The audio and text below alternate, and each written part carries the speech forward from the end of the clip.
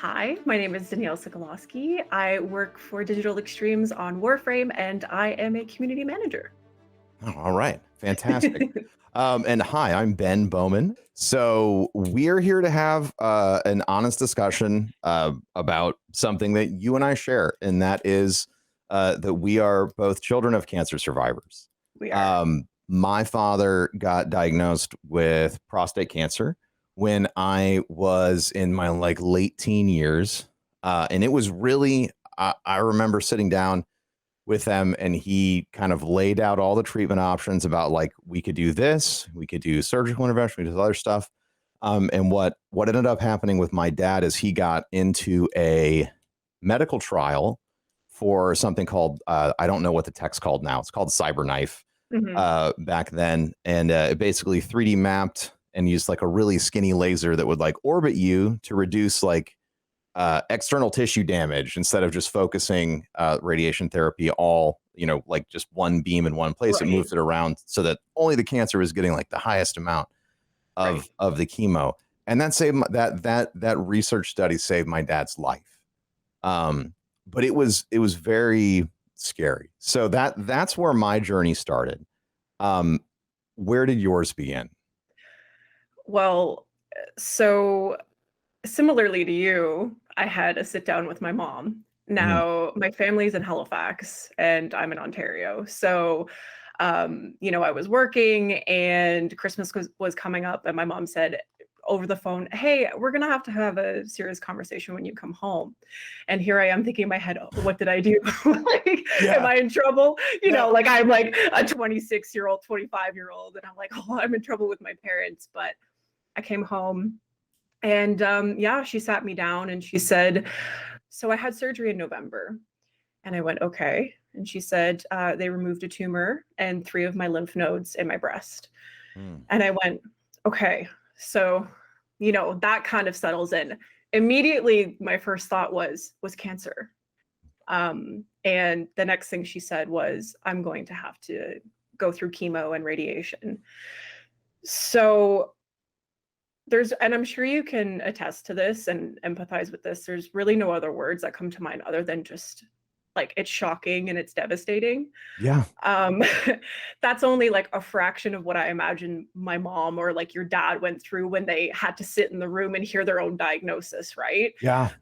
But I just kind of, I remember sitting there and I just remember feeling like the floor fell out from under me. And like you hear the word cancer all the time, right? You have that innate sinking feeling to it, but it's so different when it actually ends up like knocking on your door and just invites itself in, where you're kind of like face to face with it. And yeah, it was intense.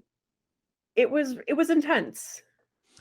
I intense. remember I remember when they were walking through it, it was like it was like the whole world just turned on a pin. All of these things that are in the background of our awareness all kind of come flooding to the front immediately Right. because it's not like cancer is something that nobody knows about anymore. It's not some sort of mystery disease. Right. So and we're constantly introduced to information about it, from health class or whatever. But hearing my dad say, "I have prostate cancer," and then him just going right into treatment options, which, of course, right, that's what they want to do. They want to get the information to you because they know that's the best and most caring thing they can do. Right. But it is rough, and it's so scary. When I remember, I remember him going down with all the different treatment options that he had, and then he asked us, he was like, "What do you think?" Oh, Um, wow. which was uh, which was kind of intense. He really wanted to make sure our family went on this treatment journey together, right? Right. He wanted all of us to know, and I mean, ultimately, they're the parents. I have no idea what they were planning on doing, but they wanted to bring us in as much as we could into the experience. So I remember that moment. It's like the flash. It's like burned into your head like a photograph. And then Yep. for me, I remember the next month with my dad felt like an absolute whirlwind. What was that first post, like you get diagnosis and then you have all of the rest of this stuff that's coming right after it that can get so intense. What was that experience like for you and your family? I mean, horrible. Yeah. Horrible. Yeah. Like the reality is that, my mom wasn't supposed to start treatment until the new year. So we had December as a family to kind of like enjoy the time we had together and kind of, surround mom with, love and support and give her that chance to not give her anything, just allowing her the freedom in a sense to kind of like live in the bubble where cancer isn't a thing Right. and we could still have like a holiday and have fun with our family and friends. And then it was like bam, January 4th hit 2019. That was her first treatment. And yeah, my dad, my sister and I, we all went to the hospital with her for her first treatment. And they're usually pretty strict there for obvious reasons. But yeah, that first walking into the hospital for that first time and sitting down with her and having a conversation with the nurse and having a conversation with my mom as she's actually having treatment done. I was like, okay, so mom is going to have 6 months of this. And this first month, they kept saying, you're going to experience a lot of different things. And so a lot of that first month was just learning as we go, like learning alongside my mom because she was Mm. learning all these things too. Like it comes at you hard and fast. Like there's no way to really kind of like mediate the intensity of that information. So yeah, a lot of it was just kind of like bracing for impact. I feel like that whole month, like Yeah. that's how it felt. You feel like you're tensing and you're like, well, how much worse could this possibly get? Yeah. And there was a lot of things that happened that, my mom had to go to the ER a couple times with horrible chest pains. She was so Mm. incredibly nauseous. Chemo takes such an incredible toll on your body that it just the amount of side effects were just so large and the list just kept growing and growing. So it really was just a matter of like for that first month, it was like, how do we even begin to understand what all of this is doing to you? And how can I see my mom have to go through all Yeah. that? Yeah. Having the being there and being the support structure for your parents is like it's a tall order, right? Like Yeah. we spend our whole lives with our parents or those close to us guiding, us and supporting us. And then a cancer diagnosis flips everything around and you end up as part of the support structure for them really fast. Yeah. It's always to me, I found it's just surprising how quickly it moves from one reality to the next. Yeah. It was definitely I'm this is the first time I've ever actually spoken to someone this candidly, I guess, about being a child of someone who has cancer. So this was you mentioning that, just saying like how your parents and obviously everyone's family situation is different. Like i Yes. was i was very lucky to have been born into a family where I have very loving and supporting parents. So you're right, like to have that flipped on its head, where there was this very distinct moment I remember where my mom had started losing her hair and her eyebrows. And I was helping her figure out how to stencil on eyebrows with like an eyebrow pen, right? Yeah.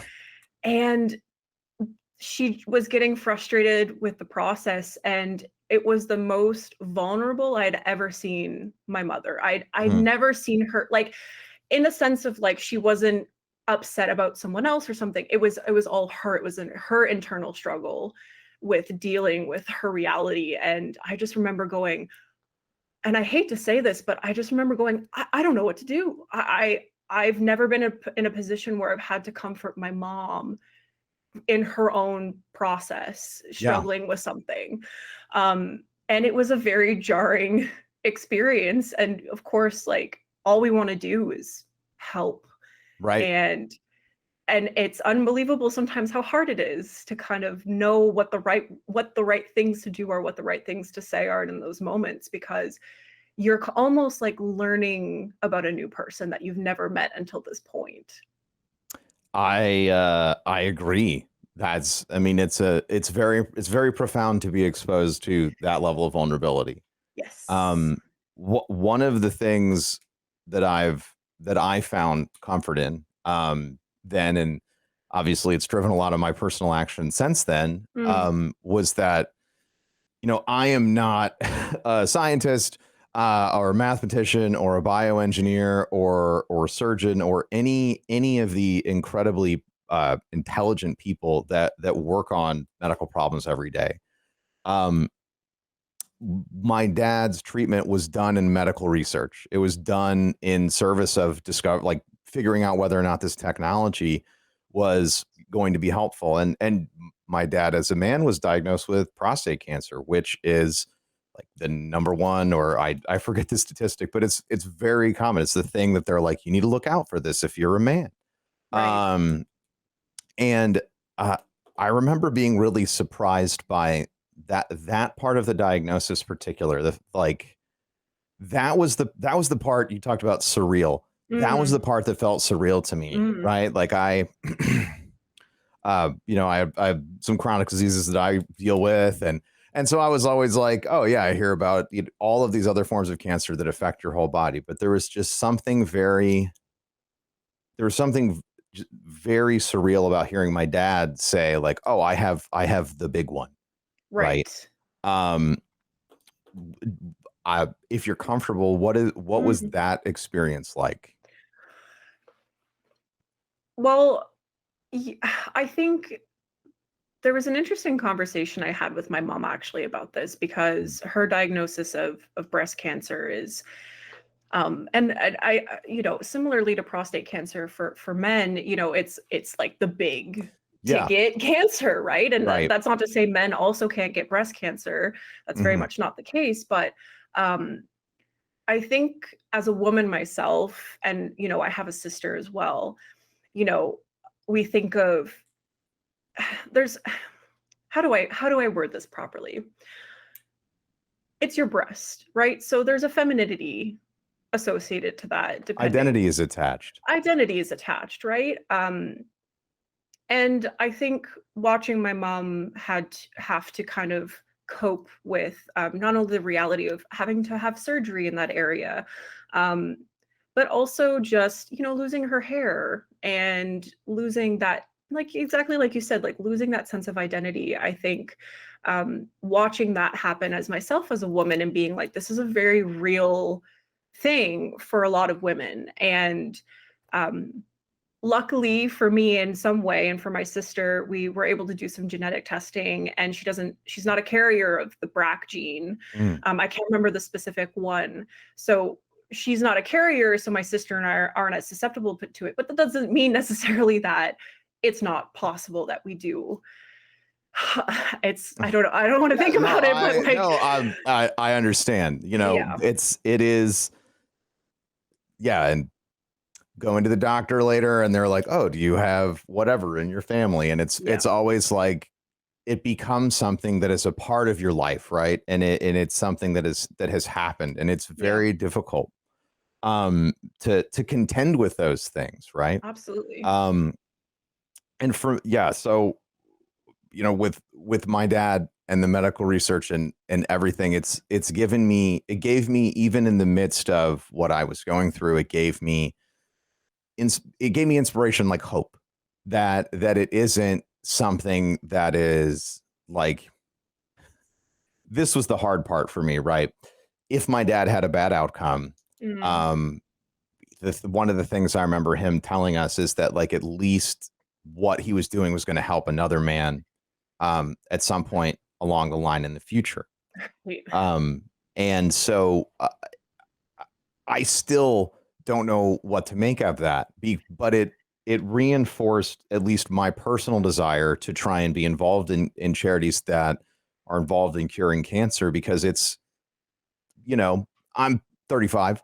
Mhm. Uh, it's not as common for people my age. But every year we get a little older.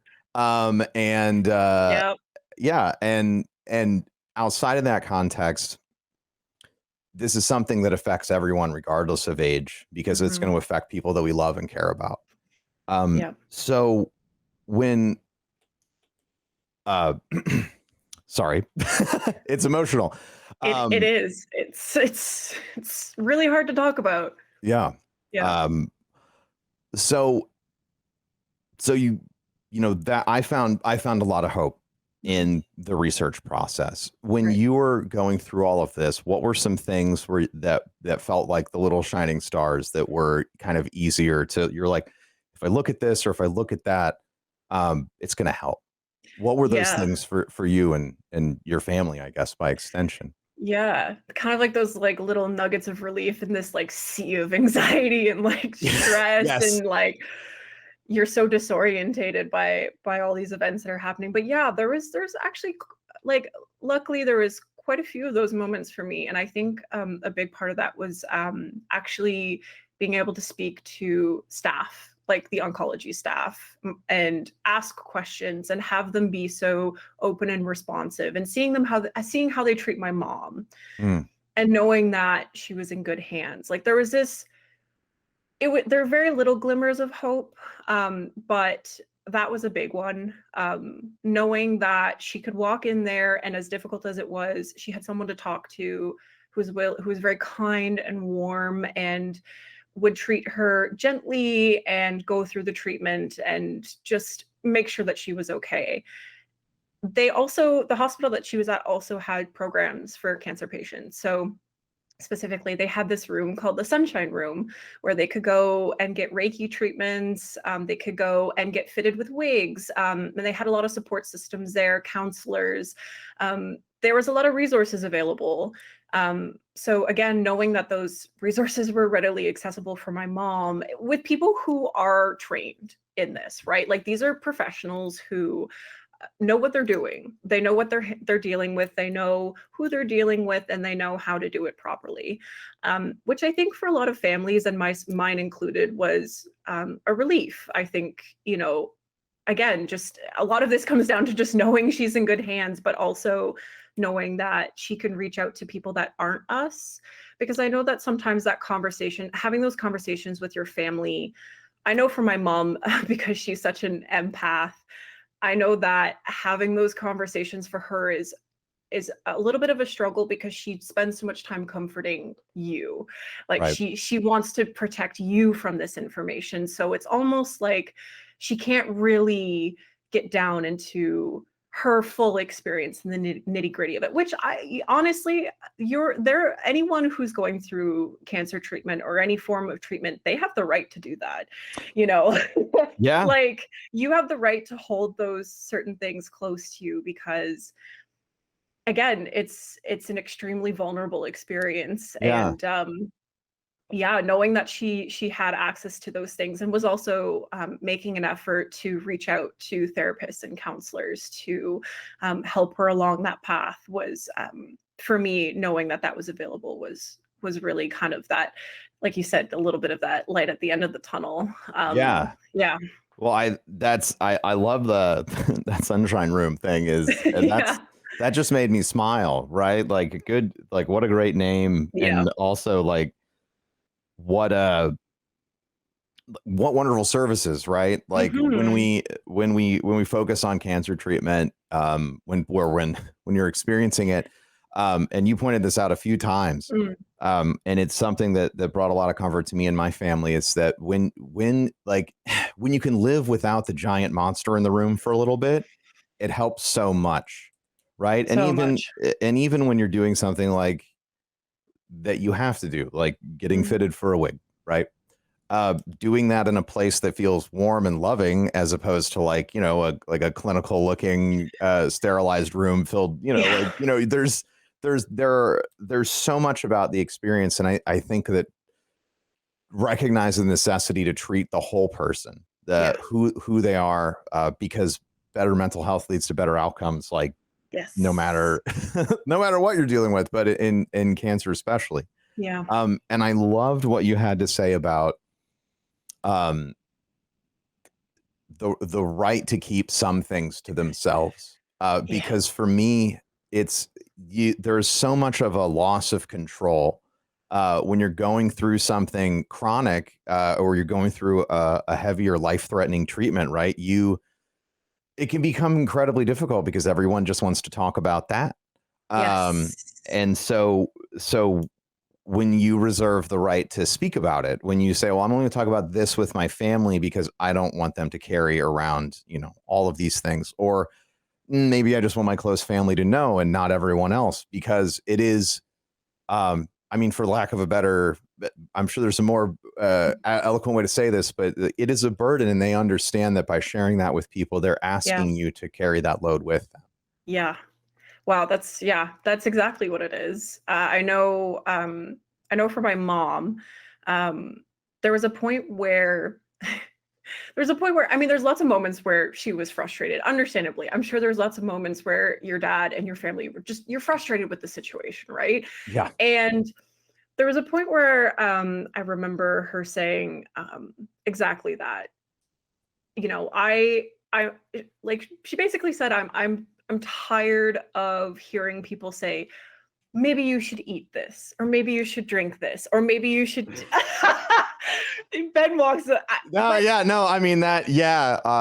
like it's funny how we as people because it like you said, it is a burden. It's almost like we can't conceive unless you're in the situation. It's so hard to conceive of having a loved one with cancer that there's something in us that just you want to help, right? It's all in good nature. It's all coming from a good place in their heart, but there's a point where I know for my mom especially, she said, she's like, you're not my doctor, you're not my nurse, you're not a specialist, and as much as I care that you care, it's overwhelming, right? It's overwhelming to have people um, give you these 24 try to give you these 24-hour solutions or supplements. Yeah.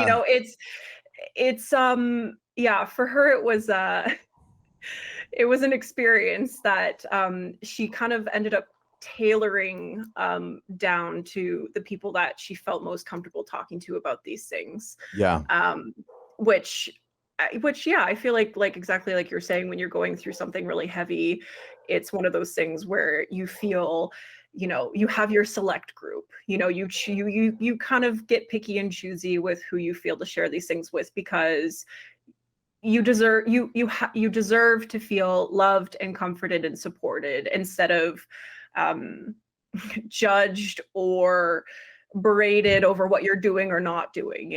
So it's a tricky one, though. It's tricky. My mom was at a point where she's like, I could write a book about things not to say to people with cancer. Yeah. you know Yeah. Well, I think that's the um not to poke too much fun, but like you get consistent advice. People want to like backseat your Yeah. treatment. They want, Mhm. and I think part of that is that we all have this innate desire to help and we want to do something. Exactly. But it does require that you want to have the self-awareness to ask, do I need to do this at Yes. this exact moment? Right. Um, when I think honest, and this is me being about as honest as I can be. I think if somebody in your life shares this diagnosis with you, the first thing they want, and most likely the only thing they want, is they want you to hear what is happening to them, Yes. understand that it's happening, and be compassionate. And Yes. compassion is very different than direct action often. Yeah. So instead of saying like, oh, well, why don't you try this or that? It's just be, I'm so sorry. I'm Yeah. here for you, is sometimes just so much more meaningful, impactful. And often, at least in our family's experience, that like those were the people that were actually there for us the whole journey, Right. Yeah. the people that wanted to listen. Yeah. So fast forwarding a little bit in the Mhm. experience to now. Mhm. you know, after going through treatment, after taking that long journey, Mhm. um, how has that changed the way that you feel about all of it, about cancer, about all the people who are trying to cure it, just Mm. about the whole thing? Ooh, man. I can start. How yeah. Yeah. If that's I'm not trying to hang you out to dry. No, not at all. For me, um, going through the treatment protocols with my dad, Mm. um, and going and because he was part of a research trial, it was a much even after he was in remission, it was still a 5-year runway where he was checking in with the research hospital. It was like every 3 months, then every 6 months, then I think he had a year spaced out on the last 2 checkups. But every time he'd go in, it's that same little like pinch in your heart, Yeah. the stress that like crawls up my spine, or you know, sometimes you'd get a text message and you're like, "Whoa," like, is it the thing? Is it back? Your Yeah, heart and drops. in your heart, Yeah. yeah, and it takes time for everyone involved to to recover from it. So Mhm. for me, I know for a while it felt like there was this little ghost following me around, um, of like things that could happen. So you know, Mm. for me, the impacts that it's had, obviously, like personally, it made me a lot more health conscious, and it made me want to be make sure I'm really taking care of myself. Yes. I just got like all my blood levels drawn and stuff because I'm trying to be proactive. Yes. Um, Yeah. but it helped me. It helped me embrace the necessity of getting involved. And I mean, like, if you look at all the crap I do, it makes sense.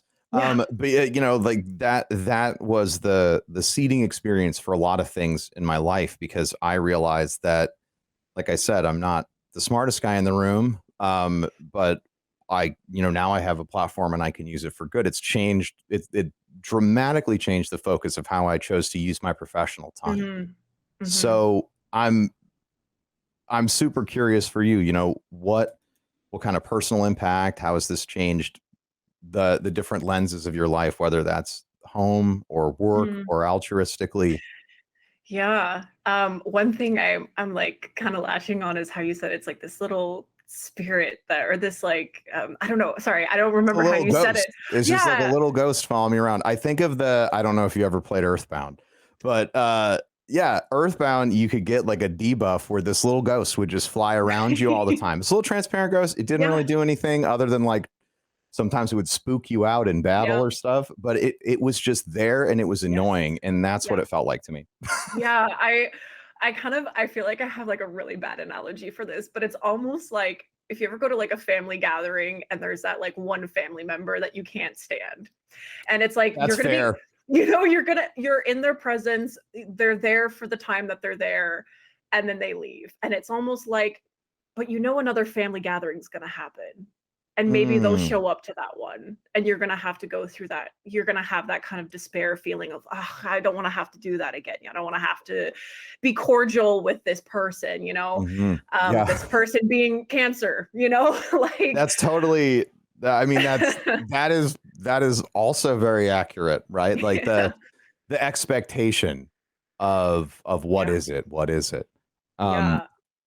huge. So, but yeah, you know, I talked about like I'm doing all these personal things, and Mhm. I've changed things professionally. I know, and this is I'll just compliment the crap out of everybody at Warframe and Digital Extremes right now. You all over there are so incredibly deeply involved in all of the charities that you work with. I have never heard anyone ever say like, "Oh wow, like Digital Extremes team, they could really step it up." It's always you always go above and beyond Mm. when it comes to working with charities. How has this affected? And the other big thing that I've this might have been one of the first things I learned about Warframe like ever was that you go really big on breast cancer awareness every year. So how has this experience sort of transformed what it's like for you as a community manager for that community to to bring something like Quest to Conquer, into their awareness and field of view. Yeah, well, thanks for saying that. The team at DE, we're so lucky to have so many like passionate people when it comes to projects like this. It's one of those things where you say, it takes a village to get stuff like this moving, right? So it's not, it's not just me.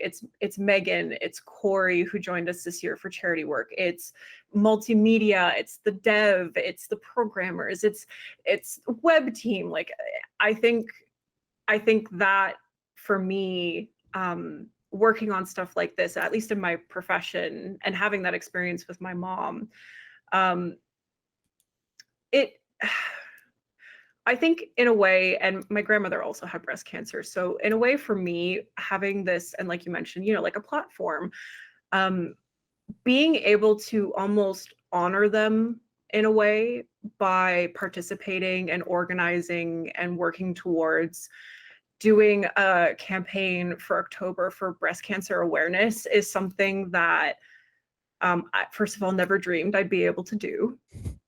Warframe provides us with this incredible community of players and people who have a vested interest in charity work that we do. And the great but like sad reality of this is that cancer affects us all in some way or another. You either know someone, you lost someone, you are someone who is dealing with cancer. So as a community manager and as someone who worked really closely with getting this year's Quest to Conquer Cancer off the ground for October was really just, okay, this is a shared experience that we all have. I share it with you and I empathize greatly. Let's use this power that we have to fund for research and hopefully squash it in our lifetime, because I don't want anyone that I know or love to have to go through this anymore, or have to go through. I remember the nurse calling chemo like devil's juice because it's like this ruby red, like it's so, that's, I mean, first of all, she said I shouldn't have said that, which I later thought, yeah, maybe not. But, to have to like go through these really harsh treatments, like having an impact like that to make a difference, not only for my mom and my grandmother, but knowing that our community is willing to do the same for people like my mom and my grandmother is like, I can't put a price tag on that. The value is like far too immense for me, not only in my personal life, but in my professional life. It's been the most rewarding experience I've had to date. Wow. Yeah, it's the meaning becomes incredibly transformed when you can draw a direct line between the folks that are helping and the people in your life that have needed help. It was I got the immense blessing of being able to be involved with the GDQ events a really long time ago when I got started, and that Preventative Research Foundation was part of the groups that were involved with getting things set up for my dad, and I couldn't believe it. It's so incredibly powerful to know that in the field of research, everything that gets done pushes everything forward.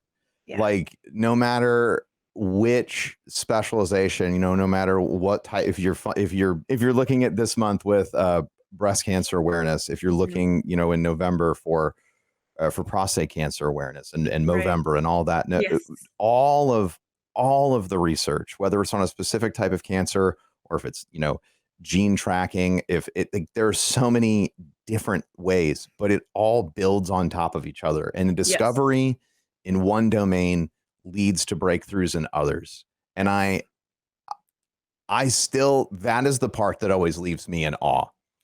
Like that's the part that always makes me kind of step back, because when all of this was happening, I remember with my dad, I remember thinking like, I want to do something because I was sick of I just didn't know what I could do. And it turns out for all of us, what we can do instead of, and this, now I'm being a little spiteful from my personal experience, instead of giving like, oh, why don't you just do this diet for like a week or whatever, you can give Yeah. money to the people who are going to be making the breakthroughs that will trickle back and change your life. Yeah. And change the lives of the people who are, in your life that are affected. So if you could say anything, or if you could let anybody know, I know we've talked about a lot. Yes. If you could say anything or let anyone know, this is what I want you to take away from my story and my experience after listening to this. What might that be? You mentioned, how this has affected me on a personal level. And you had also brought this up yourself, just about being more mindful about your health. Mm. I too am very much now aware of my own health. I make sure that I check myself. I make sure that if something's wrong, I'm going to the doctor. And my mom, this is something that I've taken from my mom that she said, and that hopefully for people who are watching and listening and have been hearing us talk about this, always be an advocate for yourself. That's what she's told me. That's what she's kind of learned through this whole process. Always be an advocate for yourself, because you're the only one that truly knows how you feel, how your physical being is, how your mental state is. Only you really know that. And that has given me, in this whole thing, an immense, what's the word I'm looking for? Almost like stability, in a sense, as I move forward, kind of having gone through that experience with my mom and my family. It also really made me value the time I have with my family. It's precious. The idea of, oh no, I might get upset here, but the idea that, and you go through this thinking, well, it's happening, but maybe one day it won't be okay. Maybe she won't be here. Maybe it'll come back. Right. And that's why this kind of research and these donations are so important, because this does happen. It does come back, and it's scary. And participating in these things and donating and helping, and it's almost like you're providing sanctuary for these people, because we don't know what's going to happen. I mean, yeah. So that was incredible. I couldn't agree more. Yeah. So I mean, it really motivated me to work really hard, especially on this year for Quest. It's funny because I had mentioned to Megan once, I had messaged her, and this was like way before Quest was even something we were talking about. I said, you know what? Because I won't speak on her experiences, but she had known people who had gone through similar things that I had, specific to breast cancer as well. And I said to her, we've both been through this. We know what it's like. If there's ever an opportunity that comes up, like for October, could we do like breast cancer support month, something along those lines? And then a couple months down the road, she came back to me, she goes, by the way, there's this Quest thing. And she's like, let's do it. Like, let's get on it. And I was like, let's go, girl. Like, it's time. Like, I'm so ready. And yeah, that was last year. That was the first year we did it. So to be able to come back and do it again this year, and like learn what we learned from last year, and really really dig our heels in for this and make it bigger and make it, exciting for our players, and really push support for Princess Margaret and the Quest team, and for everyone out there who needs that support, is like, yeah, it's like something I never thought I'd be able to do. And it's really kind of like, it really pivots your focus into away from like the non-prioritized things in your life, like on a professional sense, like you have your priorities in mind, but it's this beautiful kind of blending of those two worlds of your personal life and your professional life, where you can, share those experiences you've had and do good. So yeah. That was incredible. I love the line about, providing sanctuary. I think that's I've never thought about it that way, and I think it's very good. That describes a lot of how it feels, knowing that other people are still working on Yes. whatever is happening. It is like a sanctuary. It is like Yeah. a place to know that, like, if if there's a bad outcome, if it comes back, that we as in all of humanity Yes. won't be in the exact same location that we were Yes. when it was happening before. You know, with my dad, it happened almost, oh my God, 20 years ago. It's wild. Yeah. Wow. And so to think about, I just put that together live. I just but to think about how far treatments come Hmm. in just that amount of time, you know, Yeah. and it's truly, it's like a sanctuary. Yeah. So yeah, from me and everybody at Quest, thank you so much for coming on and just talking about this experience. I think it's been super enlightening. It's also been very personally, it's been great to just sort of get to talk about this with someone else who's gone Yeah. through it. Yeah. It was great. Yeah, like I know at the beginning before we started recording, I was like, man, now that I think about it, I don't think I've actually really fully had this kind of detailed conversation with someone who's experienced kind of the, an exact, very similar Similar, situation. yeah. Like everyone's experiences are going to be different, but like there's so much, there's, they say there's strength in numbers, which I know Mm. is, I don't want it to be like somewhat of a throwaway term for that, but yeah, I definitely feel like there's, you find solace in others, right? Hmm. That comfort is, um, sometimes it's hard to come by. So I so appreciate you and the team giving me space to talk about these things, and you guys have been so respectful through the whole process. Like you said, it's such a hard thing to talk about, and my mom, by the way, she's actually here visiting me. Oh, She brought her journal. She was journaling every day while she was going through her treatment. So she sat down with me, and she gave me a consent to talk about these things. But we spent some time just making sure that her side of the story was respected, so that I could share it here with you guys, and she could be represented appropriately. And because it's ultimately her story to share. yeah. So you know but yeah, it's I so appreciate this. It was very nice to talk about, as difficult as it is, but I hope that talking about it helps others find comfort knowing that both you and I understand. Yeah. Yeah. If you're listening to this, whenever you're listening to this, Yeah. you're not alone. Nope. You're not alone. There's literally millions of people who are either living through or have lived through the experience that you might be having. I Yes. completely agree.